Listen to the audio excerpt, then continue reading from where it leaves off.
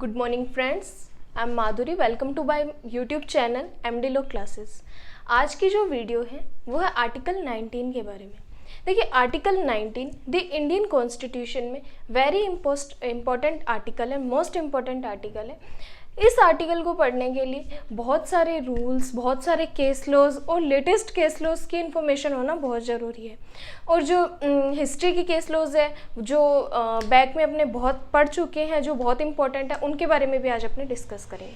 देखिए, जो आर्टिकल 19 है वो दो तरीके से हम पढ़ सकते हैं। कैसे कि आर्टिकल 19 का जो क्लॉज 1 है वो सिटीजन्स को राइट देता है कि आपको ये राइट है, बट इसके बाद जो 2 से लेके 6 तक में है वो स्टेट को राइट देता है कि आप सिटीजन्स के ऊपर ये रेस्ट्रिक्शन लगा सकते हैं कि अगर ये इनसे बाहर जाके, अपने राइट से बाहर जाके कोई काम करते हैं तो आप उनके ऊपर कोई केस कर सकते हैं या उनके ऊपर कोई मुकदमा कर सकते हैं।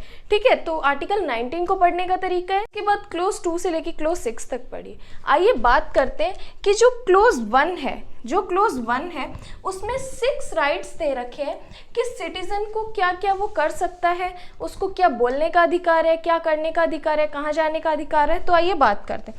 क्लोज 1 कहता है कि एवरी सिटीजन को, अब एवरी सिटीजन मीन्स नोट कर लीजिए, जो आर्टिकल 19 है वो ओनली सिटीजन्स पर अप्लाई होता है, नॉन सिटीजन्स पर अप्लाई नहीं होता। एंड सेकंड, ये प्रीलिम्स में भी क्वेश्चन आता है और मोस्ट इंपॉर्टेंट है, जो आर्टिकल 19 है उसे बैकबोन ऑफ पार्ट 3 कहा जाता है। मतलब कि ये जो पार्ट 3 है, जो फंडामेंटल राइट्स के बारे में बात करता है, उसकी बैकबोन है आर्टिकल 19। ठीक है, तो क्या कहता है क्लोज 1 कि एवरी सिटीजन को वाक और अभिव्यक्ति की स्वतंत्रता है। मतलब freedom of speech and expression क्या है? सिटीजन्स को बोलने का अधिकार है, उनको एक्सप्रेस करने का अधिकार है, ये कहता है क्लोज ए। आगे जो रेस्ट्रिक्शन दिए हुए हैं बाद में इनको पढ़ेंगे, पहले ये पढ़ते हैं कि क्या क्या सिटीजन्स को राइट दिए हुए हैं।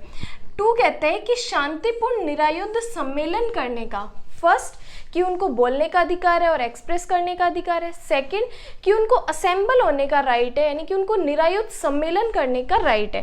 थर्ड कहता है उनको संगम और संघ बनाने का अधिकार है, मतलब कि वो एक जगह असेंबल हो सकते हैं। फोर्थ क्या कहता है, उनको आबाद संचरण का राइट है। ठीक है, आबाद संचरण मीन्स कि उनको कहीं भी, इंडिया में कहीं भी जाने का उनको राइट है, उनको इंडिया में कहीं भी जाने का राइट है, उनको नहीं रोक सकते कि आप इधर नहीं जा सकते इंडिया में या इधर नहीं जा सकते, वो कहीं भी जा सकते हैं। ठीक है, ई कहता है कि उनको निवास करने का और बस जाने का अधिकार है। क्या कहते हैं ई कि अपने डी में क्या कहता है कि उनको आबाद संचरण का राइट है कि वो कहीं भी जा सकते हैं। ई में क्या कहते हैं कि जो वो जहाँ जा रहे हैं उनको वहाँ पे रहने का अधिकार है, वो वहाँ पे रह सकते हैं, वो वहाँ पे बस सकते हैं। ठीक है, एफ क्या कहते हैं, इसमें एफ इंपॉर्टेंट है, प्री का क्वेश्चन है एमसीक्यूज का, कि एफ जो पहले प्रॉपर्टी के राइट के बारे में बात करता था, आपने सुना होगा कि जो पहले अपना जो प्रॉपर्टी का राइट था वो अपना फंडामेंटल राइट हुआ करता था, बट अब इसको यहाँ से आर्टिकल 19 से हटा के, और हटाया किस अमेंडमेंट से था, नोट करो, 44th अमेंडमेंट 1978 से इसको यहाँ से रिपील कर दिया और इसको जोड़ा कहाँ पे था, इसको आर्टिकल 300 ए में इसको जोड़ा था। और अब जो हमारा जो प्रॉपर्टी का राइट है वो अब हमारा कॉन्स्टिट्यूशनल राइट है। अब ये भी, इसमें भी बहुत कंफ्यूजन है कि कई लोग कहते हैं कि हमारा लीगल राइट है, कई कहते हैं हमारा कॉन्स्टिट्यूशनल राइट है। तो जो यूपी के एग्जाम में, जो यूपी जुडिशरी की तैयारी कर रहे हैं, अगर उनके एमसीक्यूज में क्वेश्चन आता है कि जो प्रॉपर्टी का राइट है वो हमारा लीगल राइट है, कॉन्स्टिट्यूशनल राइट है, फंडामेंटल राइट है, ऑल ऑफ द अबव, तो उनको क्या करना होगा कि यूपी के लिए वो लीगल राइट है और बाकी सभी जुडिशरी के लिए क्या होता है, कॉन्स्टिट्यूशनल राइट है, जिसको 300 ए में जोड़ा गया है। देन जी कहते हैं कि उपजीविका व्यापार करने का अधिकार है। मतलब क्या का कि आपको बोलने का अधिकार है, आपको निरायुद्ध सम्मेलन करने का अधिकार है, आपको असेंबल होने का अधिकार है, आपको कहीं भी जाने का अधिकार है, आपको निवास करने का अधिकार, आपको बस जाने का अधिकार है। बट आप वहाँ पे जाके प्रॉपर्टी नहीं खरीद सकते, क्योंकि यहाँ से एफ जो है प्रॉपर्टी हटा दी गई है, रिपील कर दी गई है। और जी क्या कहता है, आप वहाँ पे जाके व्यापार कर सकते हैं, उपजीविका के लिए आप काम कर सकते हैं, वृत्ति कर सकते हैं, मतलब आप ट्रेड कॉमर्स वहाँ पे कर सकते हैं। ये तो है आर्टिकल 19 के 1 में जो आप सिटीजन्स को ये राइट दिए हुए हैं। ठीक है, क्लोज 1। अब जो क्लोज 2, 3, 4, 5 और 6 है वो क्या करता है कि स्टेट को एक राइट्स प्रोवाइड करवाता है जिसमें रेस्ट्रिक्शन दिए हुए हैं कि ये राइट्स तो यूज़ कर सकते हैं सिटीजन, बट इनको इन रेस्ट्रिक्शन में ध्यान में रखते हुए। जो सब क्लोज 2 है उसमें टोटल 8 रेस्ट्रिक्शन दिए हुए हैं। अब देखिए इनको वैसे आप डायरेक्ट कॉन्स्टिट्यूशन के बेयर एक्ट पढ़ोगे तो आप बहुत कंफ्यूज होगे। तो आप जब भी नोट्स बनाएंगे तो क्या करेंगे कि आप ऐसा डायग्राम बना लेंगे ताकि आपको रिवीजन करने में बहुत इजी लगेगा और आपके याद भी रहेगा। ठीक है, अब 2 में क्या 8 रेस्ट्रिक्शन दिए हुए हैं टोटल कि क्या स्टेट क्या क्या रेस्ट्रिक्शन लगा सकती है कि अगर भारत की प्रभुता और अखंडता के बारे में बात आए तो क्या कर सकती है, रेस्ट्रिक्शन लगा सकती है। सेकंड क्या कहते हैं, जो स्टेट की सुरक्षा के लिए वो रेस्ट्रिक्शन लगा सकती है।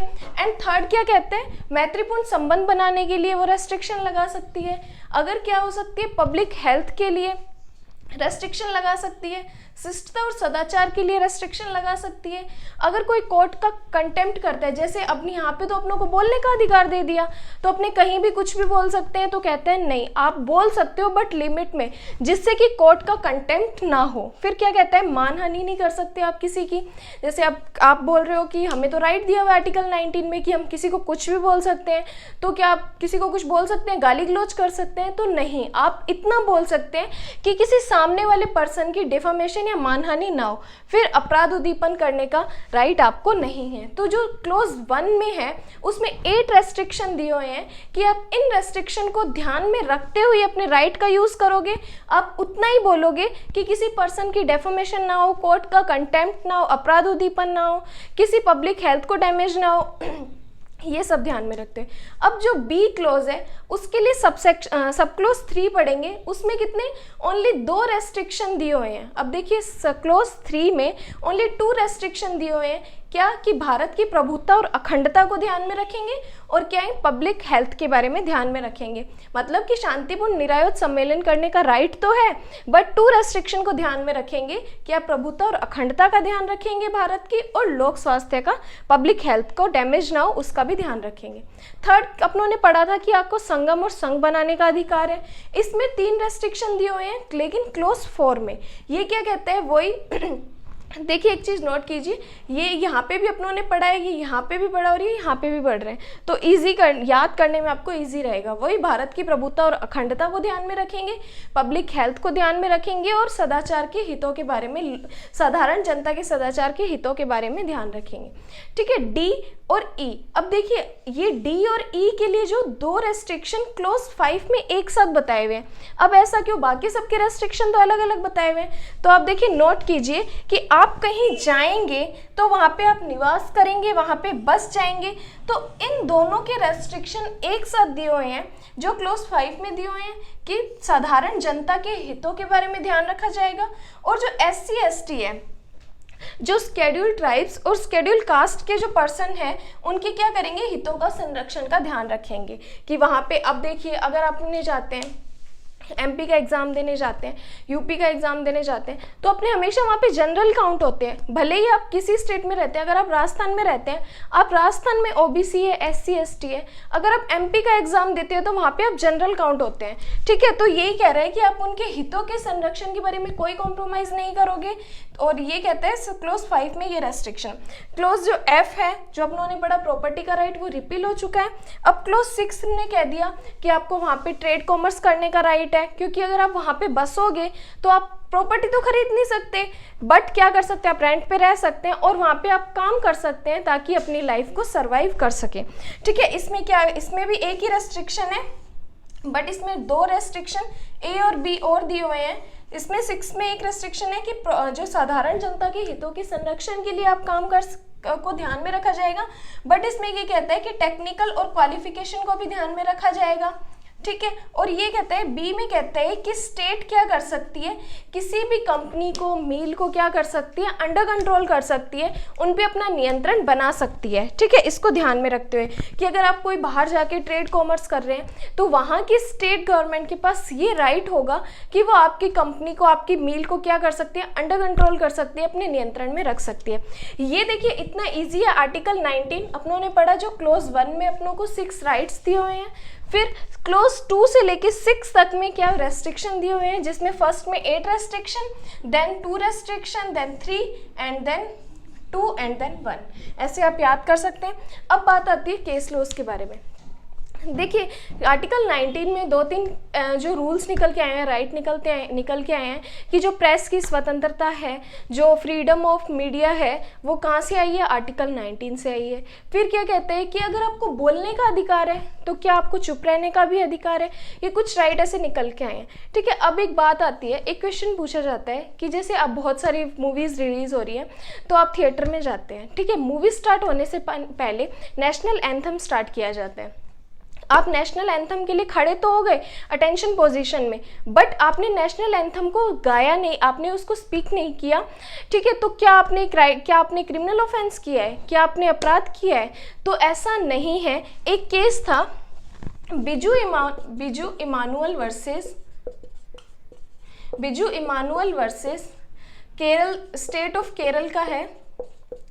इसमें ये कह दिया था कि जो नेशनल एंथम है उसको गाना जरूरी नहीं है, ओनली अगर आप अटेंशन पोजीशन में खड़े हैं तो वो इनफ है। अगर आप उसको नहीं गा रहे हैं तो आपके ऊपर कोई भी क्रिमिनल चार्जेस नहीं लगेंगे, आपने कोई अपराध नहीं किया।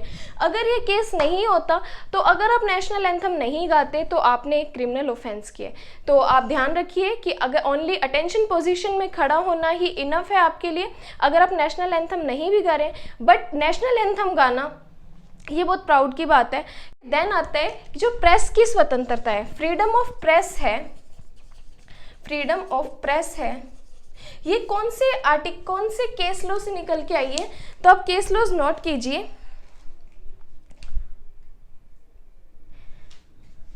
केस लॉज है Sakal paper versus Union of India, Sakal paper versus Union of India. इसमें क्या कह दिया कि आपको बोलने का freedom of speech and expression के साथ साथ आपको प्रेस का भी राइट है। सेकंड केस लॉज नोट कीजिए, रोमेश थोपर वर्सेस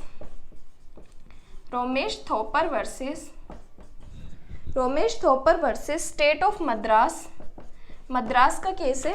इस केस में कह दिया कि जो प्रेस की स्वतंत्रता में जो कम्युनिकेशंस होते हैं, जो अपने विचार होते हैं, उनको जानने का भी आपको राइट है। उसके बाद एक केस आया था, इंपॉर्टेंट है, Sakal paper versus Union of India और Romesh Thapar versus State of Madras. ये प्रेस की स्वतंत्रता के बारे में केस बताए गए हैं, ठीक है। इसके बाद आर्टिकल 19 से कुछ और भी राइट्स निकल के आते हैं, तो उसके बारे में आपको नेक्स्ट वीडियो में बताया जाएगा। तो आर्टिकल 19 कोई ज़्यादा हार्ड नहीं है, तो आप इस टाइप से आप आर्टिकल 19 को इजीली याद कर सकते हैं। Thank you so much.